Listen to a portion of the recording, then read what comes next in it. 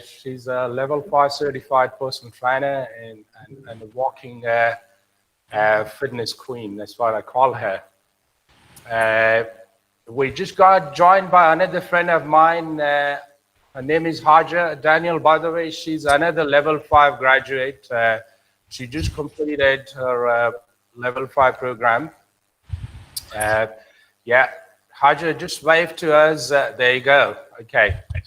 And we got Kelvin as well, who's also a certified personal trainer. He's also certified suspension training instructor, certified functional training instructor. Fairly new to fitness industry, but how to say, very, very dynamic and young professional. Right. It's over to you people, the host. Kindly let me know the agenda. We'll follow accordingly. Yeah. Thank you so much, Naimat Mohammed sir. It's a great privilege for all of us. I feel really proud to be part of this international event. Now I would like to hand over to our head of the institution, Professor K.S. Shivshankarappa, who is the principal of our institution.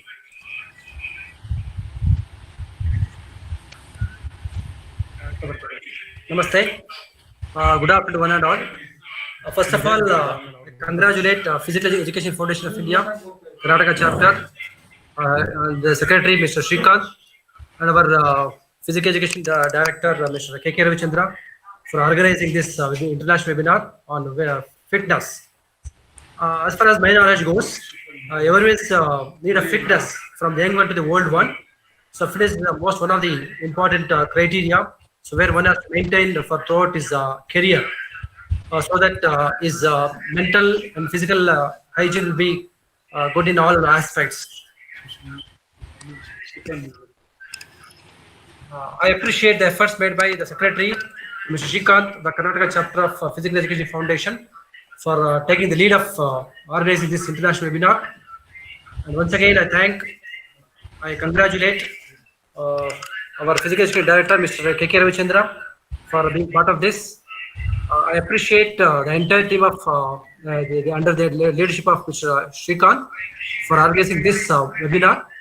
I hope we'll expect more such webinars regarding fitness. I came to know that Mr. Naimat is giving some practical sessions on fitness. If possible, I would like to join all those sessions so that I can also learn some aspects of fitness. Once again, I thank all and I wish all the best and great success for this international. Thank you. Thank you so much, Mr. Shivshankarappa, sir. Shrikant. Hi, Naimat sir. Yes, sir. Shrikant sir. Yes, sir. We would like you to say a few words on this international event. Dear friends, Shrikant is known for his organizing skills, organizing events at international and national level. He is working in head office, Bangalore, Department of Collegiate Education. He is an instrumental person in organizing this international event. Now we would like to listen to your few words, sir.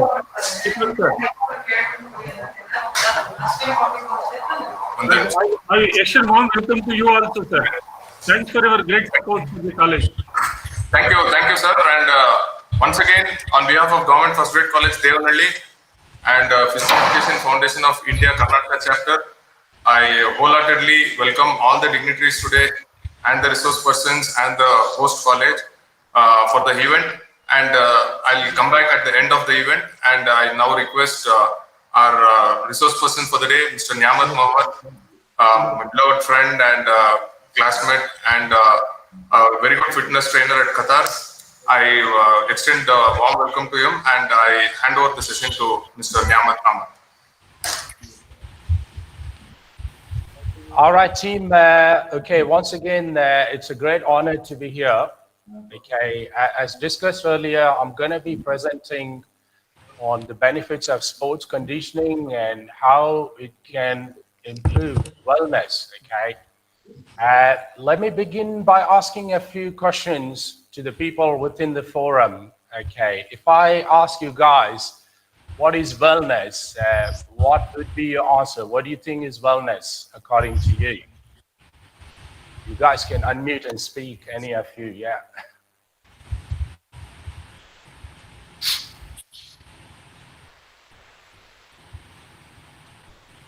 All right. Okay, let's go. Must I say something? Yes, please. Yeah, I mean, I've thrown a question to the people within the forum. Yes. So Okay, I want to be a little bit interactive, at least in the beginning. Yes. Sorry, Yeah. So I was asking. wellness is. Yeah. Yeah, it's a Wellness. composition of quite a few things, and it's obviously keeping you healthy, keeping you eating well. It's all part of your life, the route that you take with your life and keeping yourself in the longevity of your life going forward.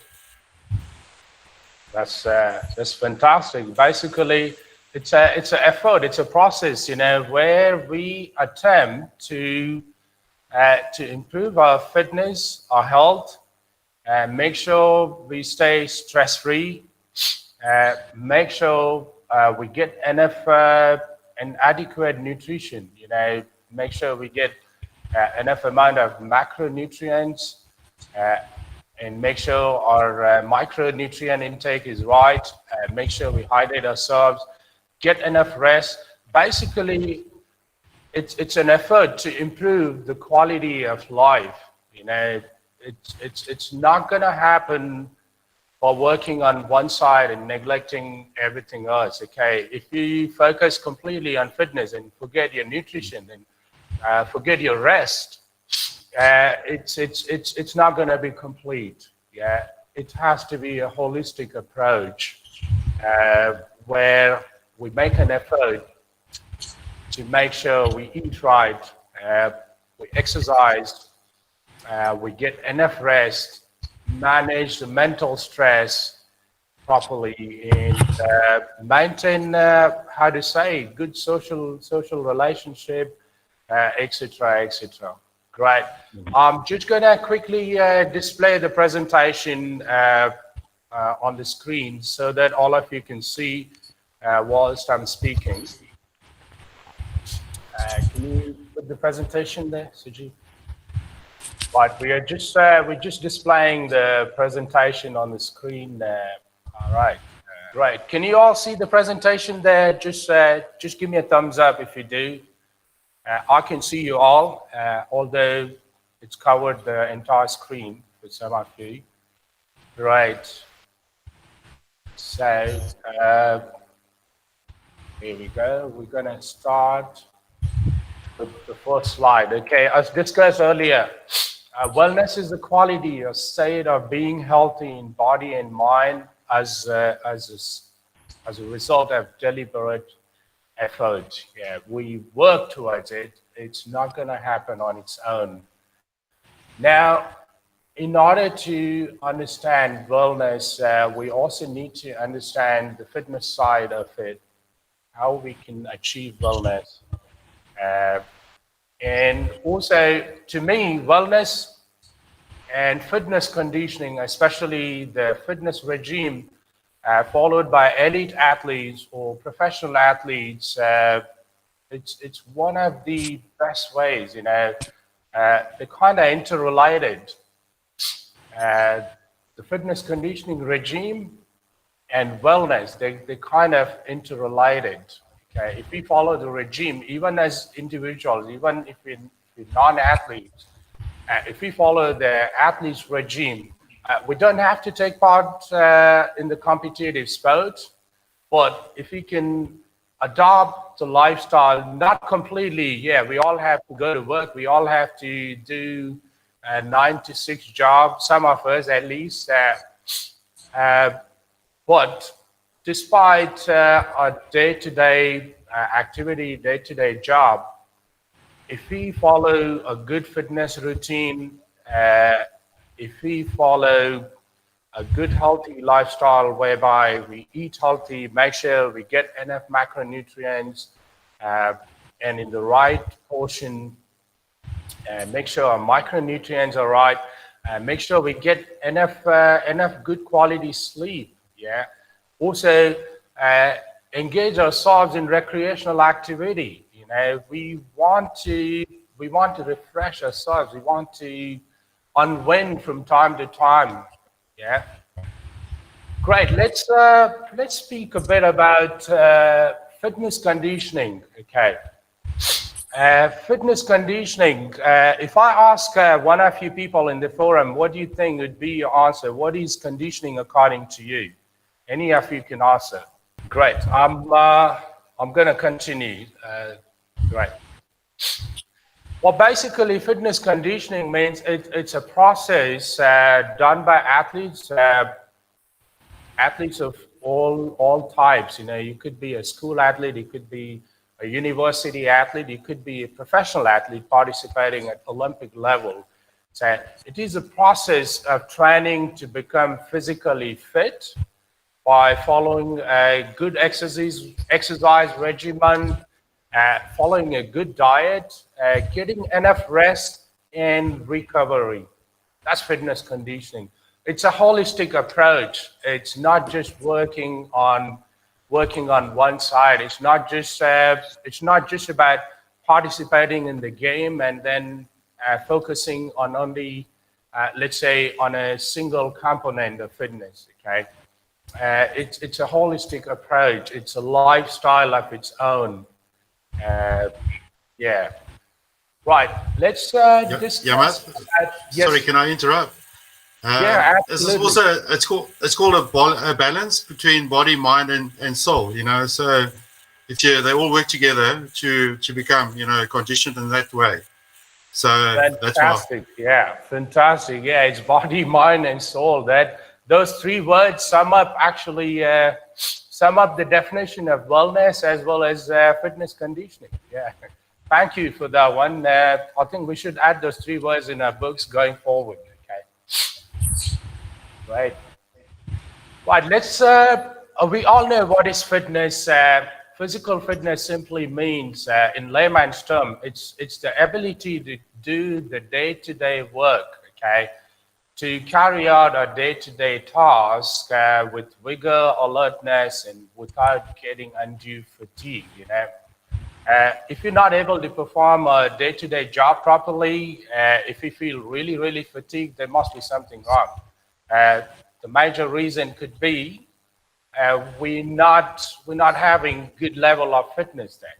Okay, whereas for athletes, it's all about performance. Fitness means performance. They want to be able to excel in their specialization, in their game or in their activity. So that's physical fitness for athletes. Okay. We're just going to discuss about the components of physical fitness. I'm sure all of you can see there on the screen. Just give me a thumbs up if you can see the screen. I can see you all there. Great, awesome. So components of fitness or physical fitness, we can categorize them into two types. Number one is health-related components, and number two is skill-related. Health-related simply means in order for us to be healthy, in order for us to complete or to perform a day-to-day job, we're not talking about performing at Olympic level. We're not talking about participating in sport. We are talking about a state of wellness. Those components which are important for wellness, they're called health-related components. Right. So we've got five major or five different components of health-related fitness. Number one is cardiovascular endurance. Number two is strength. Number three is flexibility. And then we got muscular endurance. And last but not least, it's body composition. Okay. And if I may ask you guys, what is cardiovascular endurance according to you people?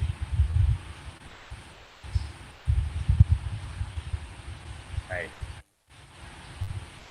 Right, go for it.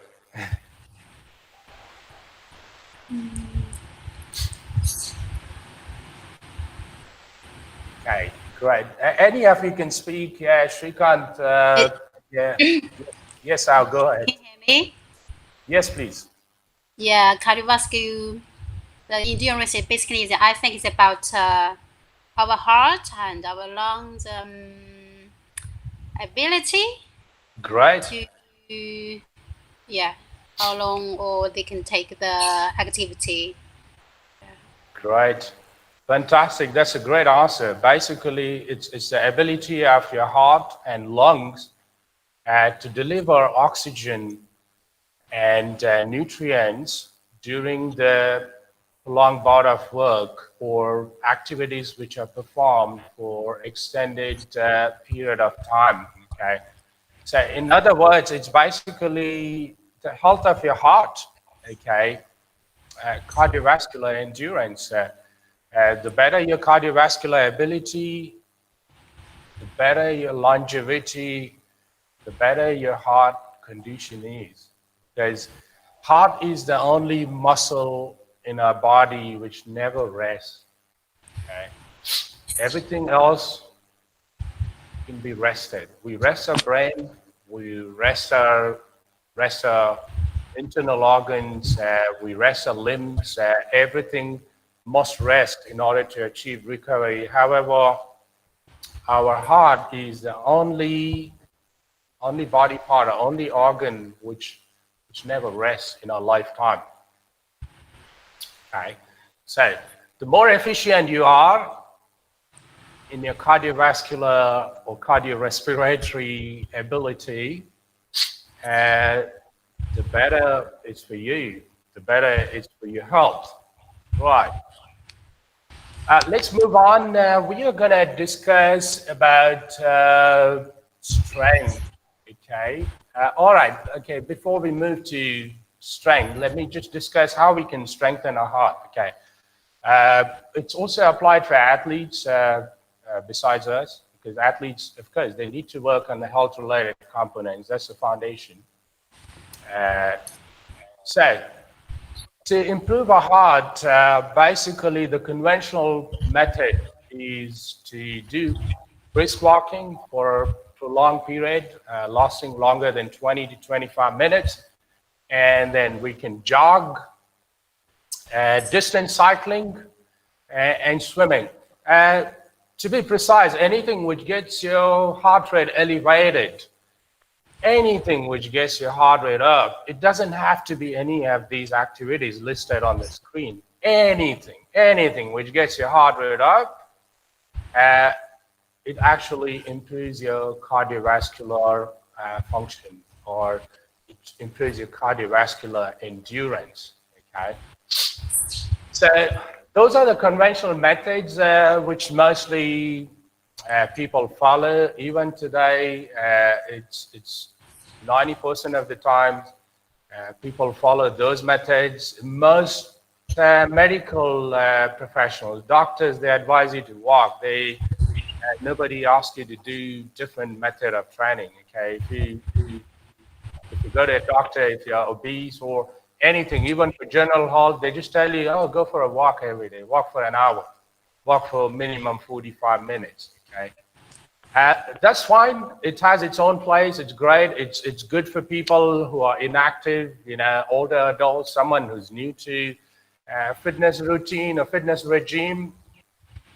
But there are more efficient methods of working on your cardiovascular endurance. Okay, I'm sure most of you probably know the HIIT training or the HIIT training, at least the people from from pure fitness background, people like Kelvin, Al, Daniel, and Hajar.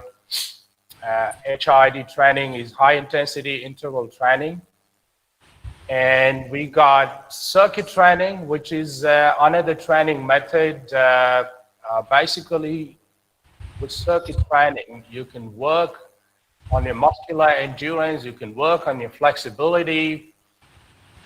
Or circuit training can usually have 5 to 10 different stations in some circuits, like especially if it's a boot camp. You could have up to 12 to 15 different stations. Okay, so it is more efficient method because whilst doing circuit training, you can actually incorporate exercises which we can perform in multiple planes of motion, not just in one single plane of motion. Okay, if you look at walking, jogging, distance cycling, they all occur in one single plane of motion, which would be, what is it, Kelvin? Which plane of motion is walking, jogging, and cycling? Sorry? Okay, great. It all occurs in sagittal plane of motion, okay? Let's say, even if you have a variety in your cardiovascular routine, if you just a quick check, if you guys can hear me well, give me a thumbs up. Okay, all right, so there's no point me talking, and if you all cannot hear me well, so let's just check the technical side. We want to find out what's wrong. Can you hear me well there, Al? What about you, Shrikant? Yes. Sometimes, yeah. Now it's okay. Yeah. Okay. I think the host may have to check on the technical side. If you people do not hear me well, please interrupt me. Please stop me, because end of the day, we want everybody to understand what I'm speaking. Right. I think the technical person there should be Mr. Muni Raju. Is that Muni Raju? Can you check our side, Sujit? Okay, check if it's all okay. Yeah.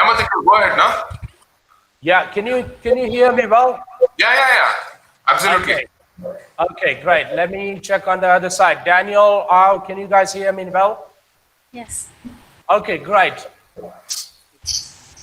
Okay, yeah, Sujib just told me I have to speak a little bit louder. Okay, great. So we were talking about the training methods to improve our cardiovascular endurance. The conventional methods, which should be walking, jogging, distance cycling, recreational swimming, yeah. And we got more efficient methods, especially if you're a well-conditioned athlete, and if you're one of those people with superior level of fitness, then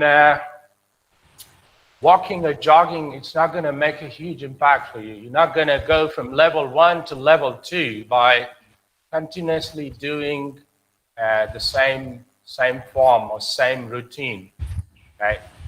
So the HIIT training, which is high intensity interval training, it's more efficient for well-conditioned athletes. Okay? It's also a better way to prevent muscle atrophy. Okay, prolonged cardio bouts like walking and jogging. If you jog for 10 miles every single day for 5 times a week, it is going to cause muscle atrophy. You're going to lose your muscle mass, number one.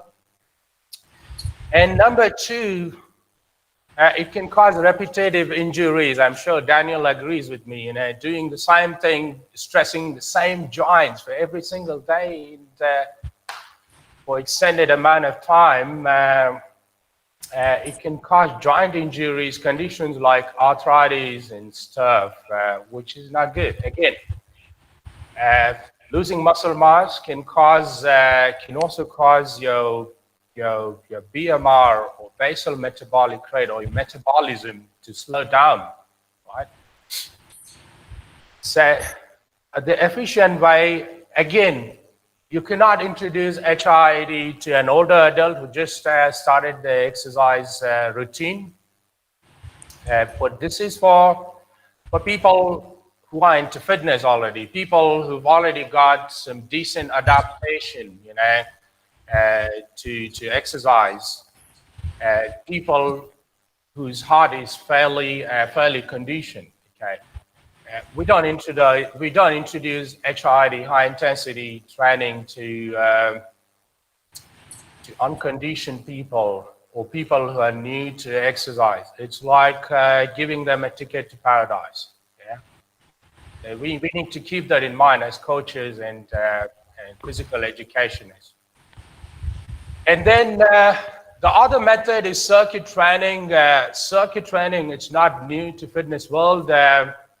It's been around since 1950s. I think it was first introduced in one of the universities in London. Circuit training. It is one of the training methods which improve your aerobic capacity as well as your anaerobic ability as well. Okay, if you want to become, if you don't want to specialize in marathon or endurance sport, or if you don't want to specialize in sprinting neither, you want to have a bit of both, then circuit training is the best method. Okay, you can be fast at the same time. You can have good cardiovascular endurance, right? And then CrossFit Method. CrossFit has been around for more than 10 years. I've done a CrossFit level 1 coach certification myself. It's a great discipline. Again, it is for people who are well conditioned. Yeah, you don't want to start giving the CrossFit workouts with high intensity to someone who's new to fitness, someone who's an older adult, someone, how to say, whose blood pressure level is above 160 by 100. This is for fairly healthy people, best suited for athletes in their off-season time. This is a great method, yeah. Cool. Any questions from people within the forum before I flip to the next slide? Or anything you guys would like to add, please feel free.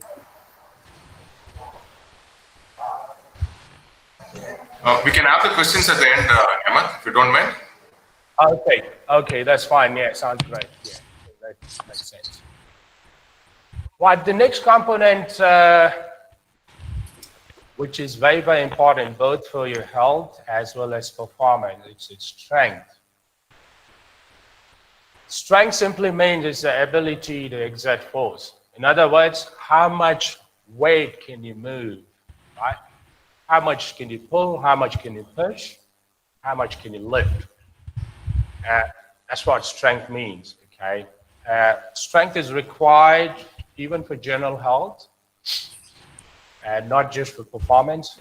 Of course, athletes need to have superior level of strength depending on which sport you're participating. Obviously, if you are a power lifter, that's the first thing you're going to work on. That's the major thing you're going to work on. Give me a thumbs up if you guys can hear me well. Okay, great. Now, we're going to discuss some of the training methods to improve our strength, okay? Exercise such as lifting weights, the body weight resistance exercises. Nowadays, people use the resistance bands. They can be a good tool and very handy to improve your strength as well as muscular endurance, especially now during the period of pandemic where there's so many lockdowns. You know, not everybody has access to the equipment like dumbbells and barbells and kettlebells. The resistance bands, they're cheap and they're available everywhere. You can order them online, at least here in Qatar. We can get them on the same day. So they can be a good tool for you if you want to work on your strength. Of course, body weight exercises, they're my all-time favorite. Doing push-ups, body squats, and yeah, if you can do a pull-up somewhere, that's great. But make sure you don't break your door frame there. Yeah, you don't want to call your carpenter during lockdown. Yeah. Okay, breaking the door, it's also risking your own security. Right. Great. Yeah, there we go. Those are the strength training methods. Of course, lifting weight stands out. Whether you're an athlete or a bodybuilder, weight training program is probably the best method to improve absolute strength or pure strength. And then body weight resistance training can also be very, very good. They can improve our strength as well as aesthetics, you know, good posture, good, good looking physique, you know. Nowadays, most women are obsessed with their glutes, quads, and hamstrings. Body weight exercises like, you know, body squats and lunges can be a great way to work on your muscle building and muscle toning.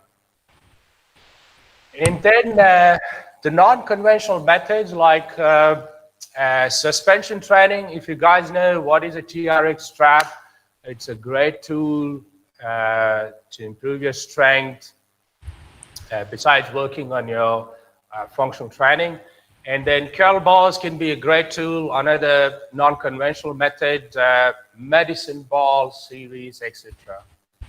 And then the best frequency, if you want to improve your strength, is to exercise 2 to 5 times per week using the resistance training exercises. Okay. If you are an athlete, it depends which season you are in. If you are during pre-season, you probably train.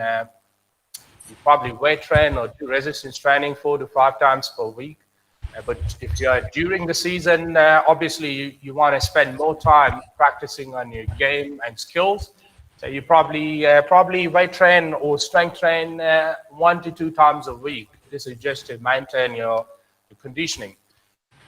For good health, for general health, 2 to 3 times a week. And if you have aesthetic goals, obviously it's at least 4 to 5 times a week. You need to engage in strength training program. To improve your strength intensity or the amount of load you carry has to be 80% and above, and in the rep range of 1 to 5, ideally 1 to 3 reps. But again, 1 to 3 reps is for people who are already into lifting weights for a while, those who are doing strength training for a while, because the intensity is going to be super high. If you're talking about 1 rep max, it's 100%. Sometimes with the assistants, it could be 110%. Yeah.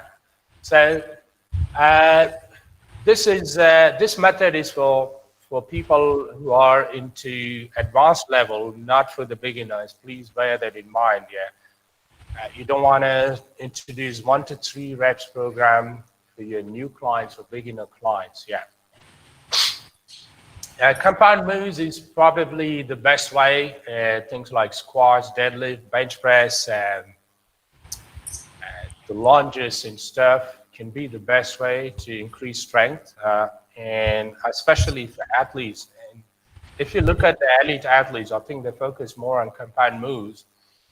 And seldom they do isolation unless particular joint and the muscle groups are involved in the sport, or the major parts of your body to be involved in a particular sport.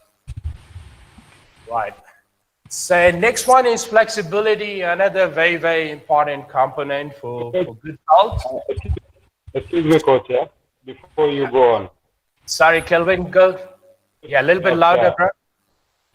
Yeah, sorry to interrupt. I just want to make it clear or clarify something about the intensity, yeah?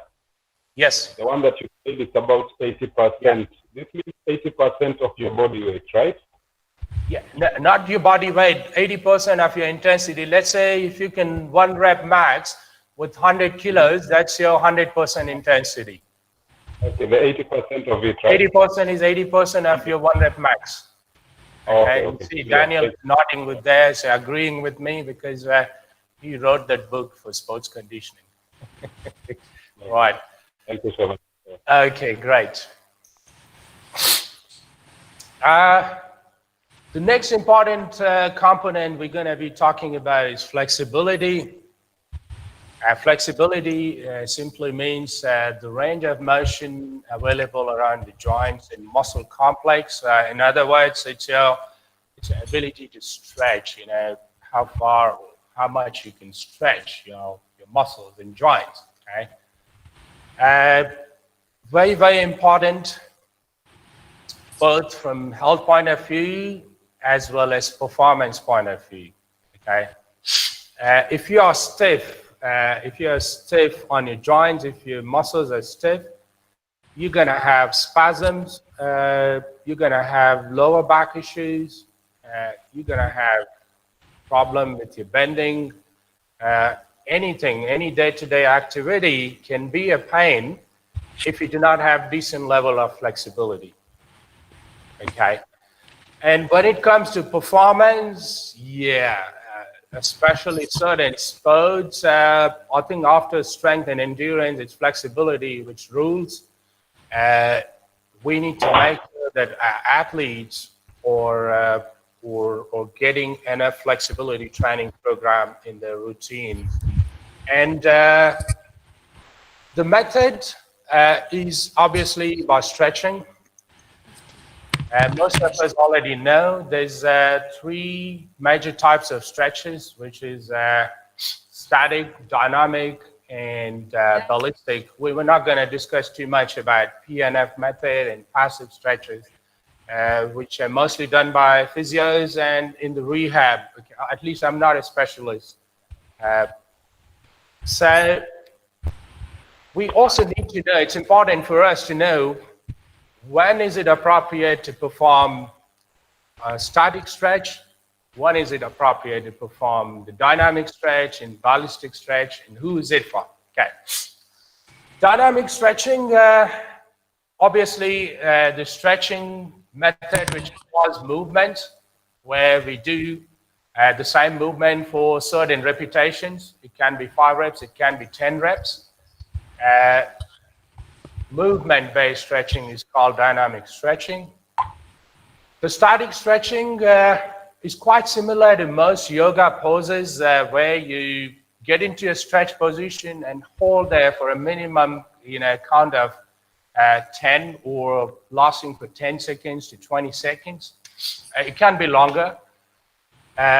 Those are static stretchings. And then ballistic stretching is a method which is mostly used by athletes, where you reach your end range of your stretch and then you start to bounce or start doing the bobbing and bouncing motion to increase your range or to forcibly stretch your joints and the muscle complex around it. Now let's make it clear. I'm sure most of you already know this. Ballistic stretching is a great way to improve your flexibility, but again, it's not for everyone. It's not for average gym goers, or it's not for people who are not well conditioned, okay? Because it involves bouncing, it involves forced repetition. It can cause a lot of injuries around your joints. It can tear your muscles and tendons and ligaments. So you want to be very, very cautious when you do the ballistic method. But again, it has its own place. I have really high regards for ballistic stretching. I personally do ballistic stretching myself. But it's for people who already got the exercise adaptation, right?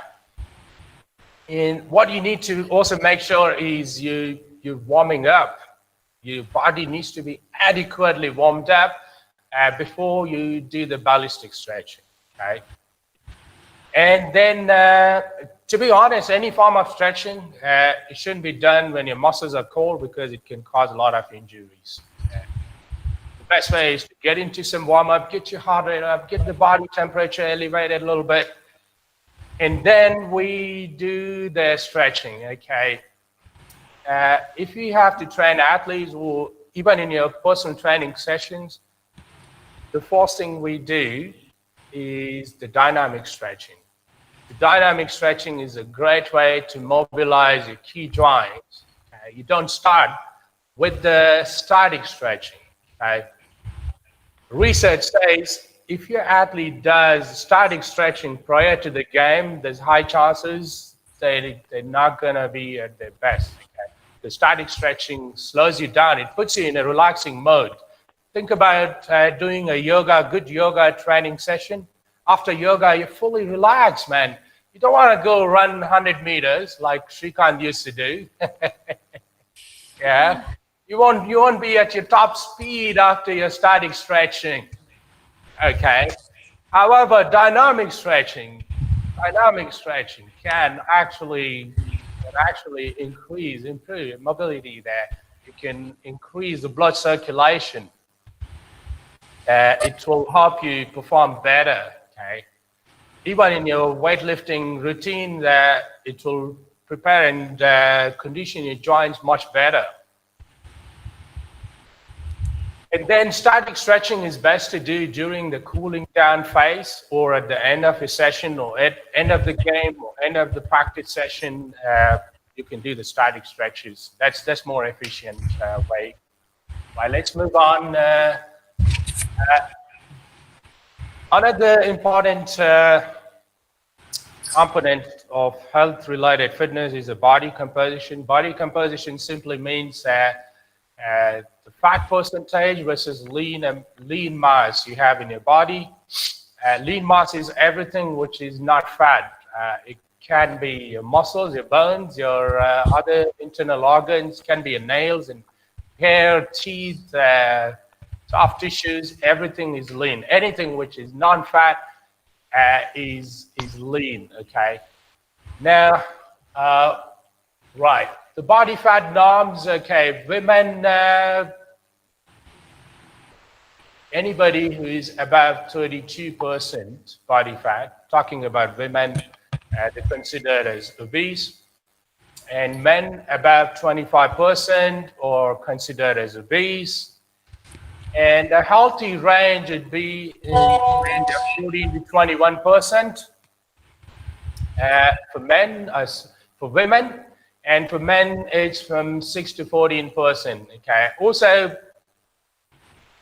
17% is an acceptable range. Most people can be 17% body fat. Okay. One thing we also need to understand: your body weight and your body fat percentage, they're two different things, okay? I weigh close to 100 kilos.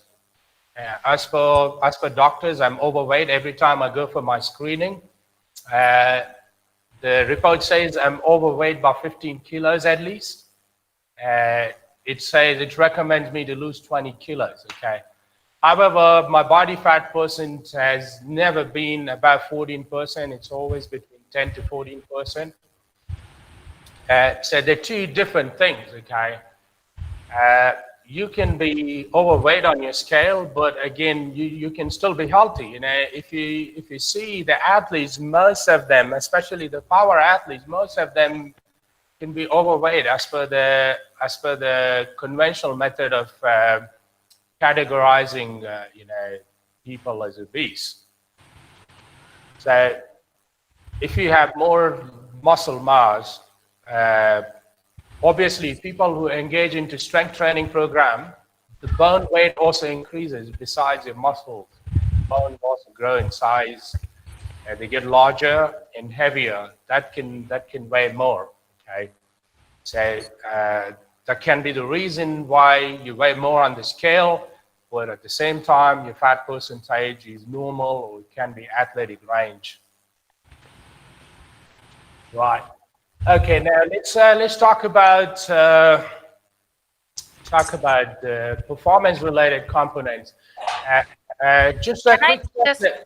Yes, please. Yes, please. Go for it. Coach, when it comes to athletes, why they focus more to make their body fat as lower as they can, especially in competition days. We see this mostly in athletes. They try to make it more lower for competitions.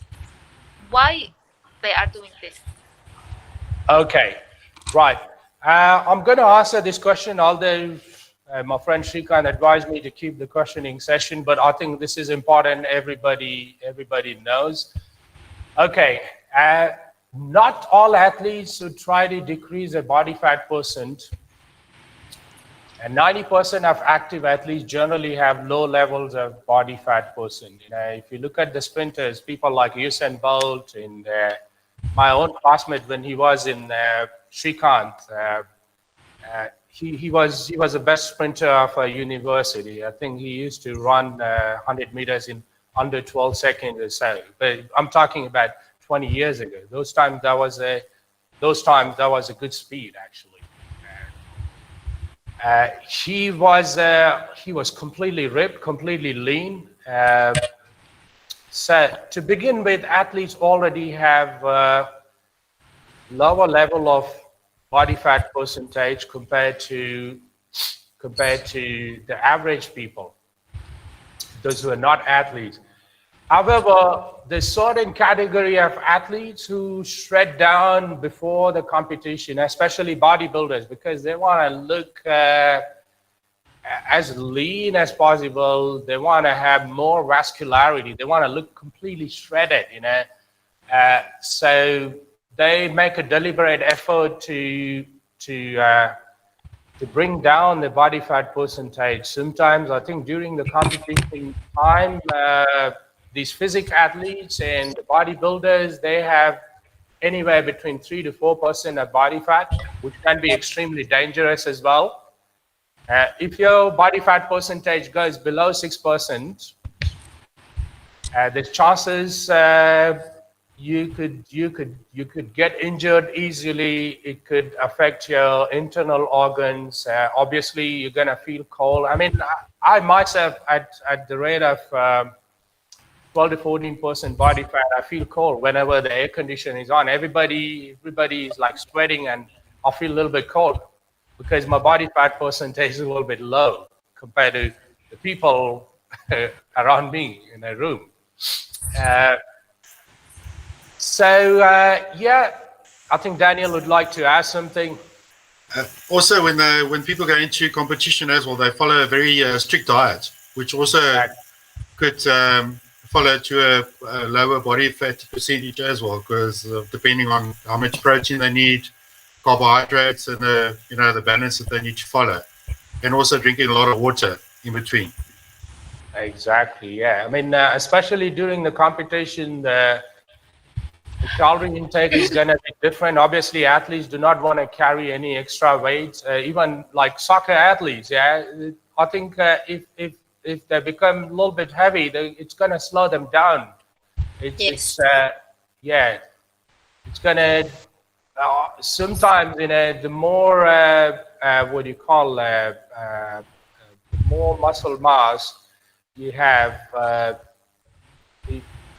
I don't say it's going to slow you down, but at least your endurance can be less. Based on my own experience, every time I increase my muscle mass, if I start to weigh 97 and above, my aerobic endurance drops. But the moment, even without any cardiovascular training, if I drop down to 95 and below, my aerobic endurance gets better. However, muscle mass is great, especially more muscle means more power, more speed, sometimes prevention of injury. But yeah, specific diet can actually change your body composition. During pre-competition, athletes consume a lot of calories just to add more muscle, and during the competition phase, they change the diet regime a little bit. So that's what makes them get shredded quickly. Hi, coach. Yes. Body weight, no, body, talk about body fat. I think not all the athletes they try to keep a low body fat, right? Like you can see the Olympic one body weight lifter, right? Right. I understood. Yeah. And Okay. also, okay. Yes. Yeah. Let me just quickly. Do you want to say something else, Al? Yeah, and also sumo. I mean, not all the athletes try to keep a low body fat. Yes, absolutely. Yeah, exactly. I mean, if you are a sumo wrestler, I don't know if sumo wrestlers can be categorized as who works on all these components. You may not necessarily be a professional athlete. Like, for example, you are an athlete yourself. Kelvin, Hajar, myself, Daniel, Shrikant, we all are athletes, even though we're not participating in sports. Well, when we refer to athletes, we always talk about professionals, professional athletes, but you can be an athlete. Like CrossFitters are called as athletes. Active individuals can be called as athletes sometimes. So yeah, if you guys don't mind, I'm going to keep the question session after the presentation. I don't want to offend my friend Shrikant there. Let's follow the host guidelines. But yeah, thank you for bringing that up. I think it's important that we all know, everybody knows it's related. I mean, the question is very, very relevant. It completes the presentation there. Great. We're now talking about before I move ahead, Shrikant, how much time do we have left with? Under 8 minutes. Under 8 minutes? Yeah. Okay, great. All right. So the voice and expression speaks there. Okay. Speed is nothing but how quickly you can move from one place to another. A lot of sports depend on the speed. The athlete needs to be speed. The training methods to improve your speed, obviously, the short run, the sprinting, the good weight training program, doing plyometrics and stuff can increase your speed. And then power is your ability to exert force over an object, and it's also measured in time. Like how basically applying speed to your strength is power. Boxing, racket games, with your volleyball spiker, it's all power-related activities, power game. The best training methods would obviously is the plyometrics for compound move training, performing at a high tempo. Can I request you all to please put yourself on mute if you not... Hello?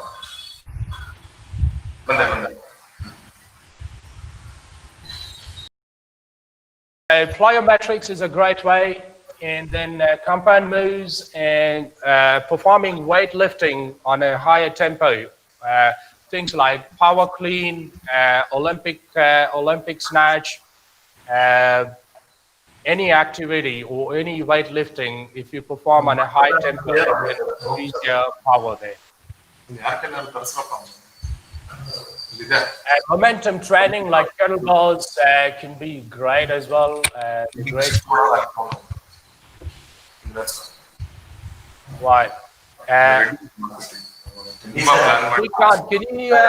kindly put yourself on mute?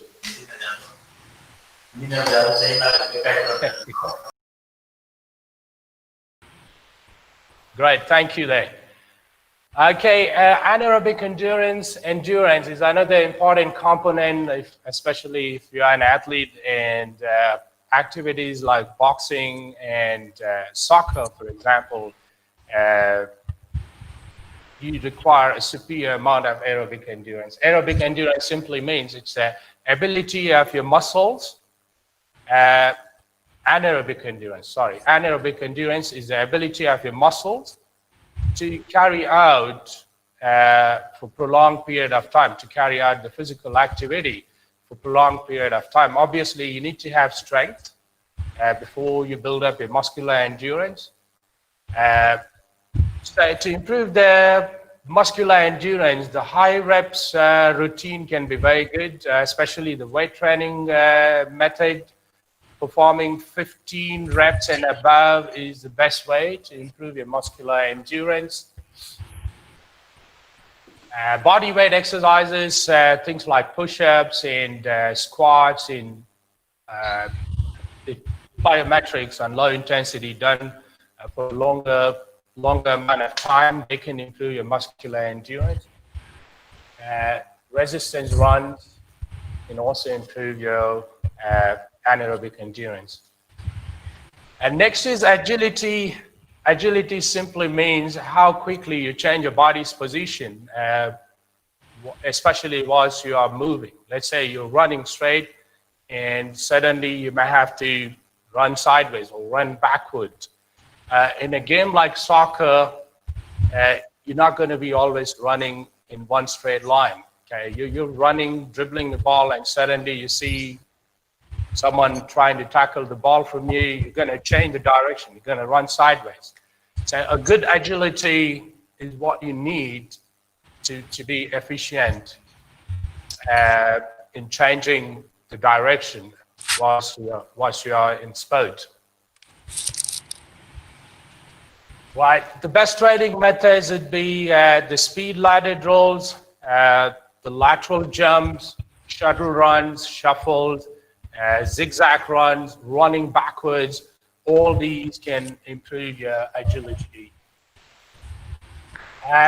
Balance is basically the stability of the body. It's your ability to keep upright posture, to maintain center of gravity. Most sports require you to have good amount of balance. The best method to improve your balance would be obviously working on your core conditioning, training on bursa ball, some isometric poses like standing on one leg, warrior pose, unilateral moves like lunges, single leg deadlift, pistol squats can all improve your balance actually. And then coordination. Okay, coordination. Let's be honest. Okay, it's mostly a genetic ability. Yeah, it's mostly a genetic ability. A lot of people are not blessed with good coordination. Okay. Part of the reason is if you don't involve your child in physical activity, if you don't get your child to participate in sports or exercise in early stage, and you introduce him to exercise and sports program after 14, 15, your child is going to be less coordinated compared to those who start the sporting or exercise program in the early age. So that's why it's important. Children are involved in exercise program. Children are made to participate in sports. It doesn't have to be a specific sport. You can engage them in what they like as long as they're physically active. Yeah, if they love playing soccer, yeah, get them involved. They love to do taekwondo, get them involved. Starting early helps you improve your coordination, but in later stages, that doesn't mean you cannot improve. Yeah, you can. Complex or integrated moves can actually help you improve your coordination or neuromuscular coordination. You know, the integrated training methods where you integrate more than one plane of motion or integrate more than one muscle group or one segment, upper and lower, things like push press and lunges with rotation. All these exercises can they can improve your coordination. All right. Okay, reaction time basically is the amount of time it takes to start a movement. Once you sense the signal or you have a need to move, think about a sprinter on a starter block. Okay? As soon as the gunshot goes, if the sprinter is late by a fraction of a second, a quarter of a second, he already lost the race. Yeah. So the gunshot goes, the sprinter has to go. If you're late by a quarter of a second, you already lost your race. Okay. Especially if it's short sprint like 100, 200. Yeah. Sometimes athletes catch up if it's 400 and 800. They have some time, but in very, very explosive, very, very short period of sports, it's very, very difficult if you do not have a good reaction time. Okay. Things like speedball, plyometric drills, sprinting on signal can actually improve your reaction time. All right, okay. How do we go to the next slide, Sujit? Can you talk there? Sujit, next slide. Okay, just a quick second. This one, right? Okay, I was hitting the wrong button on a wrong device. I have a computer and laptop connected together. Okay, symmetry. Basically, if you want to have good aesthetics, you want to have good posture, yeah? You want to have equal development of your agonist and antagonist muscle groups. What it means is if you're training on your quads, make sure you train your hamstrings and glutes as well. Yeah, you don't want to be biased to one side or one segment. Similarly, you want to make sure you spend equal amount of time training your upper body as well as lower body if you want to be symmetrical. Yeah, having good posture and equal development of strength and power on both your sides, left side as well as right side, on your limbs, good coordination, good core conditioning. It all adds up to your symmetry. Now, okay, Shrikant, do we have time or? I can afford you another 5 minutes, Niyamath, no problem. You can go ahead. Okay, great. Yeah, I promise I'll try to be quick there. Then, great. Nutrition is another important aspect, especially for sports conditioning or fitness conditioning as well as wellness. Okay. End of the day, 70% is your nutrition, 30% is exercise. This is what experts say. This is what most books say. Okay. If you want to achieve good conditioning, if you want to achieve good aesthetics, if you want to achieve wellness, yeah, you want to make sure you follow a good nutrition program. You balance, you follow the balanced nutrition program. Make sure you get enough macronutrients and enough micronutrients, and get in the right percentages. Yeah? You don't want to overeat protein. Similarly, you don't want to neglect protein. Okay? There's, again, no disrespect to anybody. There's some diets have very minimal protein, and there's some diets who've got too much protein, and there's some diets who've got too much of fat. 5% to 65% is a good range, pretty much for everybody, athletes as well as normal people. Okay. A good source of carbohydrates is whole grains, vegetables, fruits, etc. We should try and avoid sugary stuff like chocolates and all the ice creams and the simple sugars. You know, these are not healthy. They can cause obesity. They can actually, how to say, affect our insulin levels. Although they're also considered as carbs, some of them are quick source of carbs, sources of protein, and they also stand in the order of what has more protein, actually. Fat should comprise 15 to 20% of your total calorie intake. Your saturated fat shouldn't be more than 10% of your total energy intake, the saturated fats especially. Good sources of fat is lean meat, again, poultry, salmon, fish, nuts, seeds, dairy products, olive oil, canola oils, yeah. And then fats from the junk food, chips, candy, fried foods, baked goods, they sound exotic. They taste great, I understand. But you want to try and avoid these because they're going to increase your bad cholesterol levels, okay? Whereas avocados, fish, salmon, lean meat, they actually increase your good cholesterol, the HDL, which is good for your heart, good for your athletic ability. Micronutrients, obviously, they compose vitamins and minerals.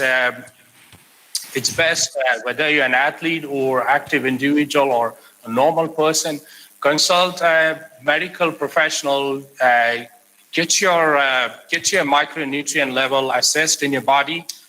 Also consult a nutrition, let them know what your activity level is, what you do, so that they can advise you the right amount of micronutrients for you, which is your minerals and vitamins.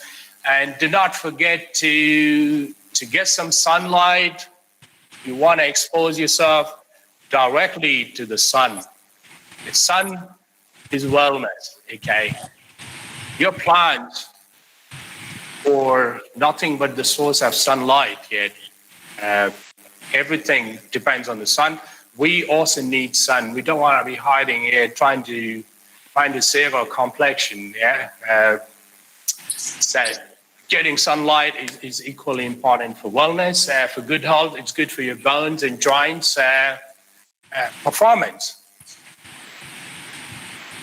Fluids, another very, very important nutrient. Can we use the word nutrient there for fluids? Daniel, give me a thumbs up if you can. Right, awesome. So fluids are fluids, but yeah, they are very, very important, probably more important than the food itself. Especially whilst you're training, make sure you're hydrated enough. If you train in higher temperatures, you probably have to drink a little bit more than usual before the activity, but do not drink just right before the activity, which is not also good. You want to hydrate yourself a little bit in advance, and also during the activity, make sure you're getting your water, your H2O in smaller amounts, but you want to continuously keep hydrating yourself. Even in your day-to-day weight training routine, day-to-day gym activity, or you're out there doing some brisk walk or jogging, you want to keep hydrating yourself. Because dehydration can cause muscle cramps. It can actually affect your joints. They're going to get less lubricated. It's going to cause you joint arthritis. Sometimes headaches, irritation. It can increase your blood pressure level. It can also cause strokes and heart attacks. Heat strokes is very, very common, especially amongst distance runners or endurance athletes, particularly if you participate in warmer temperatures. Countries like Qatar, for example, we have much higher rates of temperatures as compared to the rest of the world. Great. Rest and recovery is very, very important. You need minimum 8 hours of quality sleep after a strenuous exercise or strenuous participation in the game. Make sure you do some ice application, compression after the game, heating if required, and then make sure you cool down after your strenuous or intense activity. Make sure you do some static and passive stretching, because you don't want to go to bed or just bring your heart rate down from 90% of your MHR to normal instantly. It can affect your heart health, as well as it can affect your muscles and joints, because your body is going to go into a shock. It's very, very important you cool down, and it's equally important if you are participating in cold climates or cold countries. Regardless, cooling down is very, very important for you, because if you do not cool down after an intense activity, your body is going to go under a massive shock. So you want to bring your heart rate down slowly, maybe do some brisk walk, slow jog, and then get into some stretching, etc. The other way of recovery is massage, and the other methods like jacuzzi. Hard work, your fitness combined with your talent is what takes you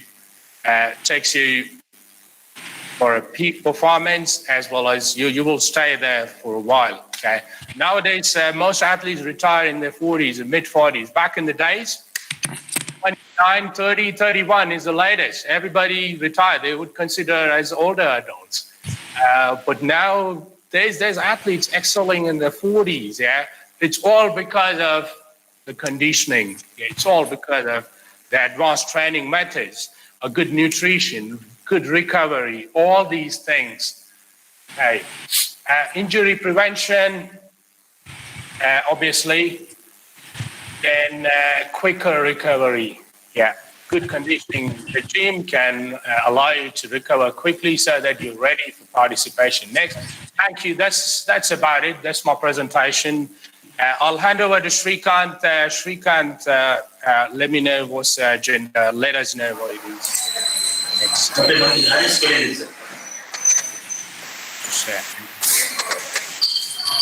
Fine, Ahmed. Right. It was a wonderful session. I think we started from the basics and we have moved to the advanced level also.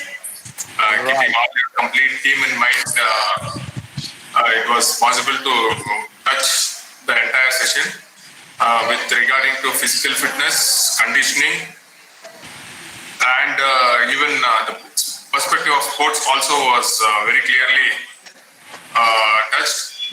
I think as per our views, I think we have not got any much questions except for positive notes here. I think we have congratulated Ahmed for his wonderful presentation, because it was a complete overview of the fitness perspective which was happening. And not to take much of the time, I think we are due for the next session. I could just post a few questions from the team itself, those are present here, like how fitness is happening at your countries, either at Africa or all your friends at various countries, the level of fitness, and the important aspect is touching with COVID and fitness. Yeah. You can share your views with COVID and fitness related issues to overcome COVID. If you can just speak for 2 minutes, I think that will be awesome. And we can share your views with regarding to that.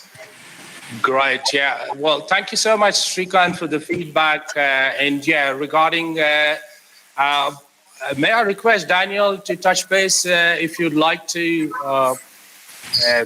I think he was asking how we can improve the situation through fitness, the present pandemic situation. It'd be great if you can address something. Yes, well, I think it's in the whole world at the moment. There's fitness issues. I mean, our gyms haven't opened yet, so a lot of people are jogging. They're keeping their wellness.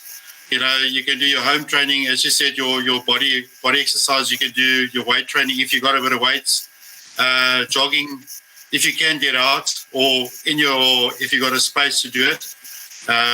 As long as you can just keep fit and keep yourself healthy during this time until it opens. Yeah. Great. Yeah. Fantastic. Obviously, staying active means you're going to have better cardiovascular health. As per the medical experts, COVID, it affects your cardiovascular. My camera is frozen, but I hope all of you can hear me. Just give me a thumbs up if you can hear me. Great, I can see you all. So, as per the medical experts, it's an acute respiratory disorder syndrome, COVID, what it is basically, okay, which affects your lungs. Okay. If you participate in exercise regime, if you do decent amount of cardio, if you got strong lungs and strong heart, first of all, your immunity is gonna be good. You can defend. And even, God forbid, if you're infected, a stronger lung, a stronger heart can actually fight the disease better and recover very, very quickly. In fact, one of the researchers from Virginia Commonwealth University, I forgot the name of the researcher, he's involved in topic like how exercise affects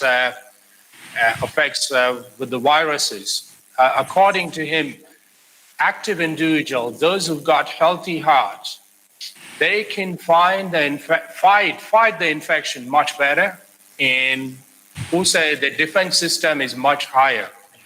So exercise is a medicine, as told by Fitness Australia, the Aussie reps there.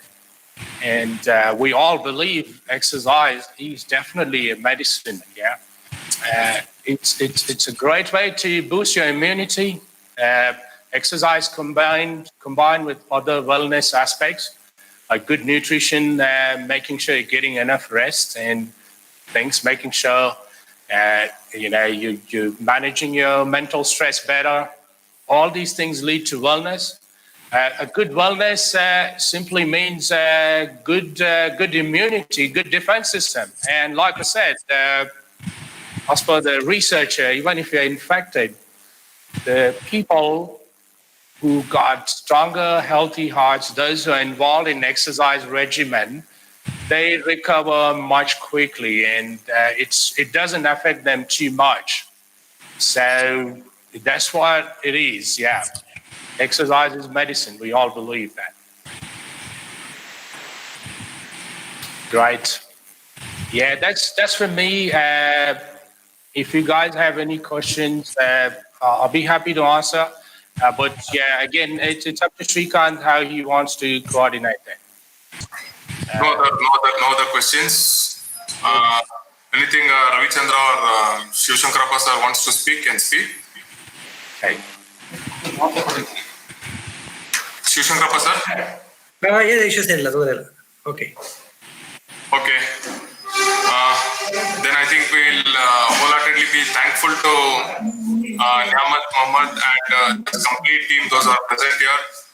And we'll definitely be back with Niamat, and we'll catch up with all other guys, those are present here, with Daniel and all other guys. And hopefully we'll be in touch with you. And we'll try to do some more events along with you all.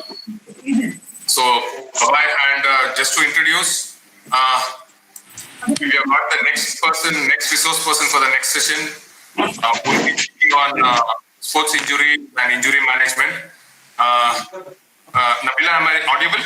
Yeah, audible. Yeah, and, I can hear you. The complete team, those who have done for the first session. This is Niamat from Qatar. Hello. And all others, Daniel from I think South Africa. And you can introduce yourselves from all wherever you are. We have got. Hello, Nabila. Hi. Okay, so I'm Nabila Naz, and I'm an assistant professor in Department of Exercise and Sports Science. It's in Manipal Academy of Higher Education. So we have a department, where we have sports science subjects and specializations. So basically, it started only 5 years ago, and we are developing pretty fast. And our main scope is to reach as many sports people and address a lot of athletes and cater a lot of sports issues to the athletes. So that's where we are working. Yeah. Okay. So I've been working in the field of biomechanics for over a year now. I teach master students as well as the bachelor students to understand motion analysis and the biomechanics of sports, all kinds of sports actually. So also I'm working towards my PhD right now. So my PhD also involves motion analysis and joint loading in tennis especially. So I'm very inclined towards tennis.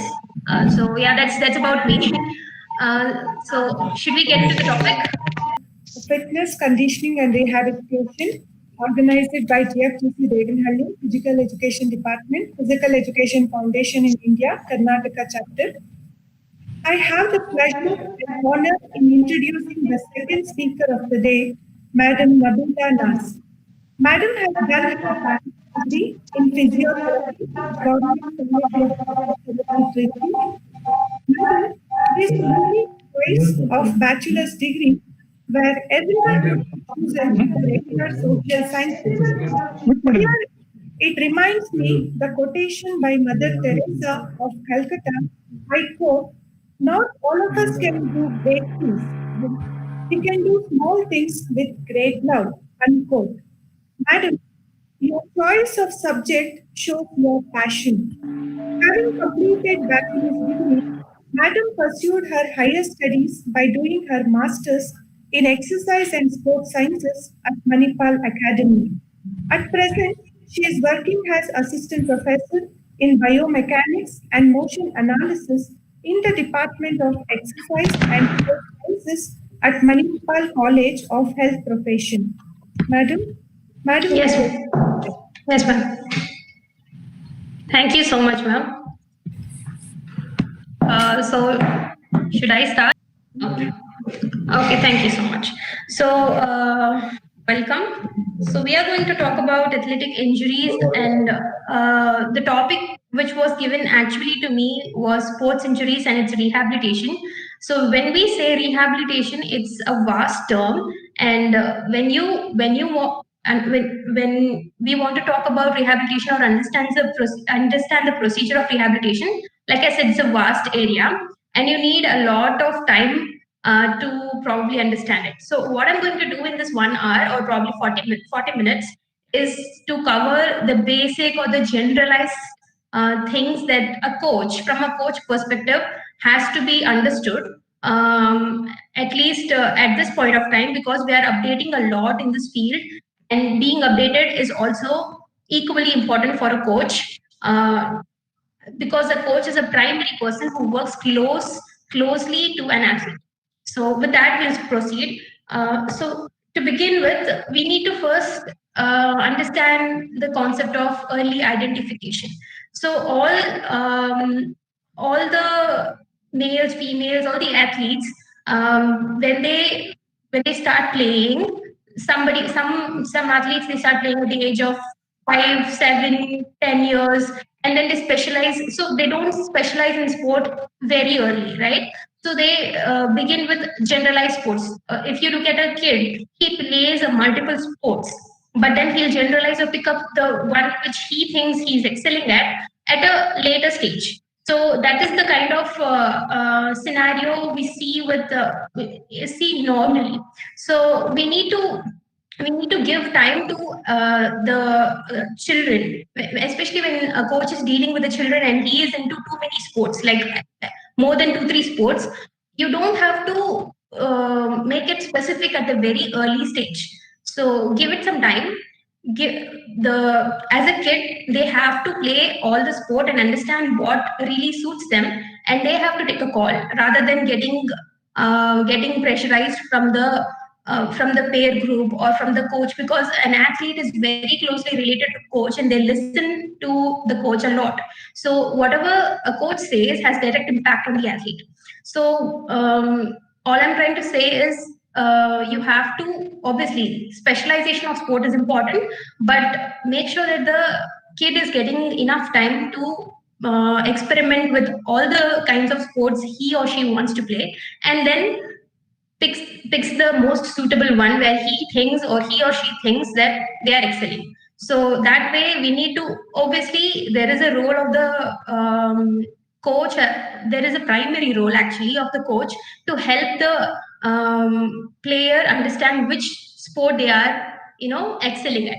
So that way you have a primary role, but don't pressurize them to take up one sport and leave the other in a very early stage. At least when they are in their growth spurts, that stage. Okay, so when they play a lot of sport and they understand which suits them better, they will pick it up by themselves. So that is one thing. So everyone loves to play sports, right? But it comes with a price. So when you are playing as a recreational player, everyone in our lifetime, one or the other sport we have picked up and we have played. I myself, I was a recreational player, but then injury is a very, red flag term in this industry. So all of us will come across injuries, right? And some of us even stop playing because of the injuries. So I've seen a lot of my friends stop playing because they have encountered multiple injuries and they were afraid that they don't want to get injured again. So in that is why a recreational player or many players, they don't go to the elite level. But we have a lot of elite players as well, and they also deal with a lot of injuries. So it comes with a price, but we have to make sure that you cannot make an athlete 100% injury free. That's a myth. If you want to produce an athlete who's 100% injury free, then forget about it. It's like a myth. If someone is saying that by doing this training protocol, by following this, rules, you can produce an athlete who is 100% injury free. So don't believe it. You can't do that, right? So it's a myth. But you have to also understand that the injuries are going to come no matter what you do. But our goal has to be not completely avoiding the injury, because that cannot be done. Rather, you have to reduce the incidence of injuries. That's what our goal should be. So it's not only the coach; it's the team which I'm talking about. So I'll go ahead and I'll elaborate a lot about this. Okay, so there are many common practices we do when a person is injured on the field, right? So at this point of time, it keeps updating. Every time it keeps updating what you have to do when an athlete collapses or get hit or just falls down in the ground. What you have to do, what is the basic step as a coach or as a physiotherapist, what you have to do on the field. So that is not the same, at least now. It keeps updating. So all I'm trying to say here is whatever sports you are coaching for, be it cricket, be it tennis, or be it football, having an update of what is the current updated program or what is the current updated practices or protocol comes handy when you are trying to deliver the updated or the most recent approaches to your athletes. Because like I said, it's an evolving industry. Everything is updating, so you have to keep yourself updated and deliver the most recent or the most evidence-based protocol to your athlete. So just keeping being in the back seat and running on the ice pack and just doing that is not enough. Obviously that is still one of the important first aids that we do, but stopping yourself to that is not probably justified when you have to, at least when you want to help the athlete develop, or when you want to help the athlete in first aid and in rehabilitation. So you have to keep yourself updated with the most recent protocols, be it any kind of sport. So there is a lot of injuries which you see in a lot of various sports. It can, starting from the head, this tissue can take. Immediately you have to start loading the tissues, loading the limb, because the one important detrimental effect probably is when you delay this, when you put him in rest for some time, be it 1 month or 2 months, or be it just 2 weeks or 3 weeks, it has so much detrimental effect on his strength, on his tone, that you won't be able to compensate it in the later phases. Okay, so you have to make sure that he's not falling into deconditioning.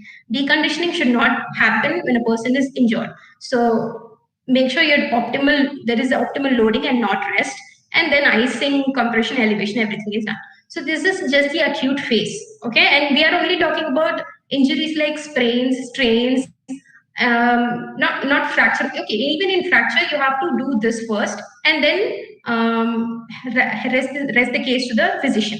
Okay, so in acute phase, you have very less role. This is the first thing you have to do, and then you have to make sure that you are working with the team, you're working with the physician. So in acute phase, it's very important for the athlete to get the proper amount of nutrition, because his tissues are healing. So you're working equally enough, or you're interacting equally enough with the sports nutritionist here.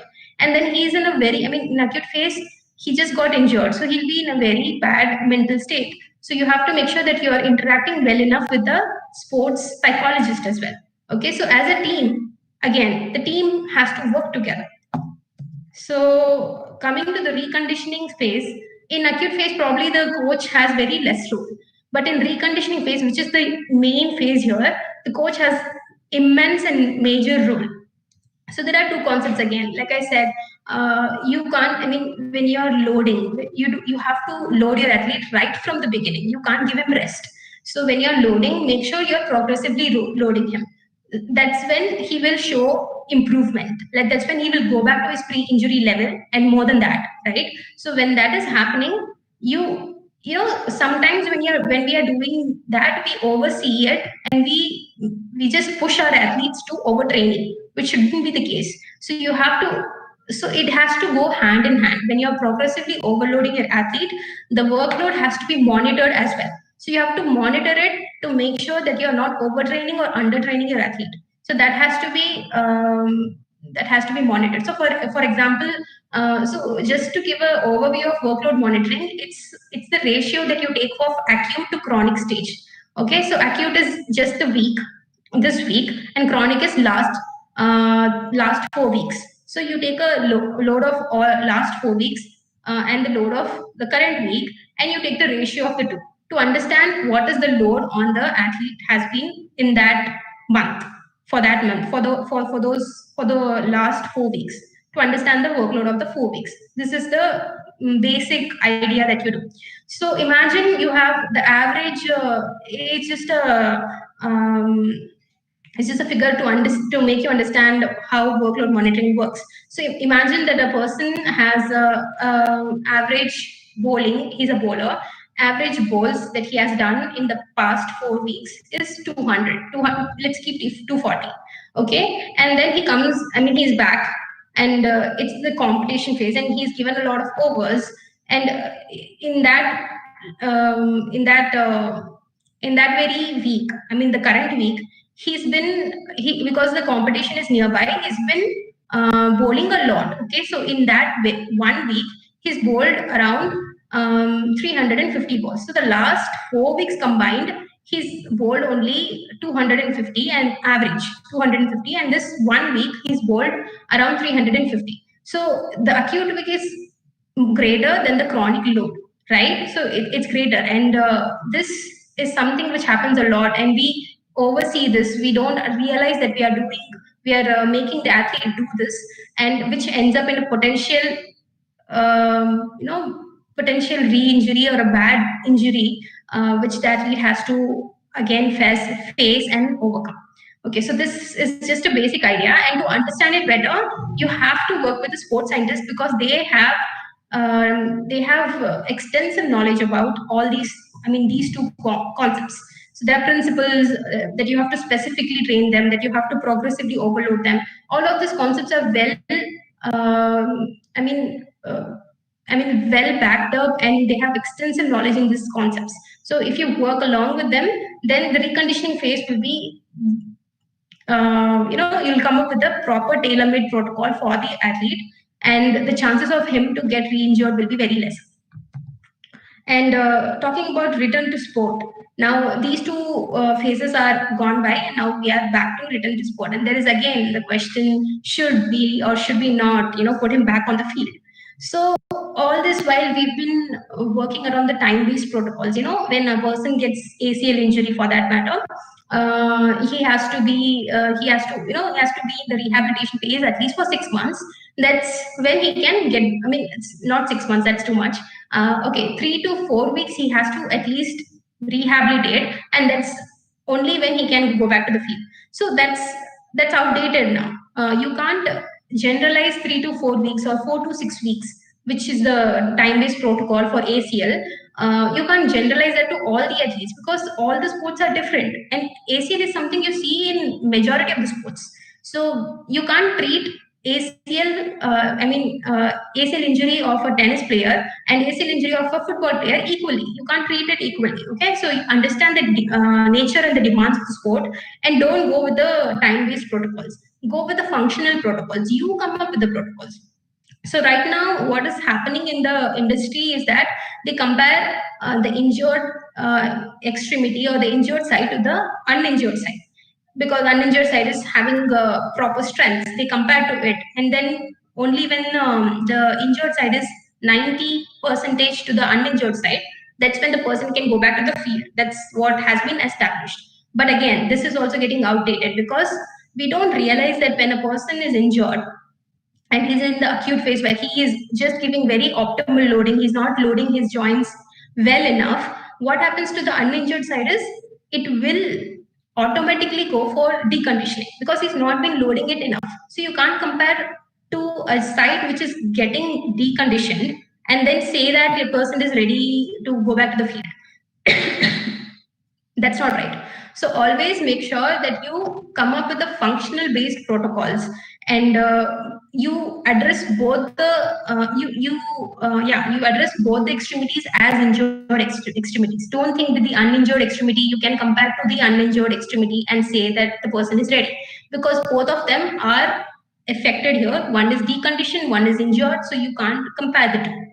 You have to again, this is where documentation plays a major role. You have to compare to the pre-injury level or the pre-injury status, how much his agility was, how much his strength was, and then work upon that. And then work upon 1-2 steps ahead of that. Make sure that he is more than what he used to be. Okay, so with that, I think the basic concepts that I wanted to cover has been covered. Okay, so I'm done with my presentation. So if you all have any inputs or something to add to it, probably we can discuss now. Yeah, I just have a feedback. I think to me it was a fantastic session, very well structured and very good guidelines in how to bring your athlete back to the game after the injury. I think, and also you discussed about how the coaches are desperate to get the injured athletes perform. Even I mean that happens in a scenario if it's a top-notch athlete, if it's an important athlete for certain game situations. They forget and they start to neglect the injury side. I think that was very well explained. And also the safe guidelines how to bring the athletes back to performance was very well explained. I think it was superior presentation. Yeah, definitely. To keep ourselves updated, so keep ourselves one step ahead and know what protocol is going out there and how an athlete is doing well or an athlete is not doing well. What is? It's not about the athlete; it's about the team behind them. So what protocols are going into it? We have to make ourselves updated on that. We can't risk being, just following the normal guidelines. You can't risk that. Yeah. If you don't mind, can you kindly just explain what is the police? I mean, if you can just give me the acronym, that'll be great. This is the first time I heard that word. Police. Yes, yeah. Price and police. Okay, so yeah. Price is protection, P for protection.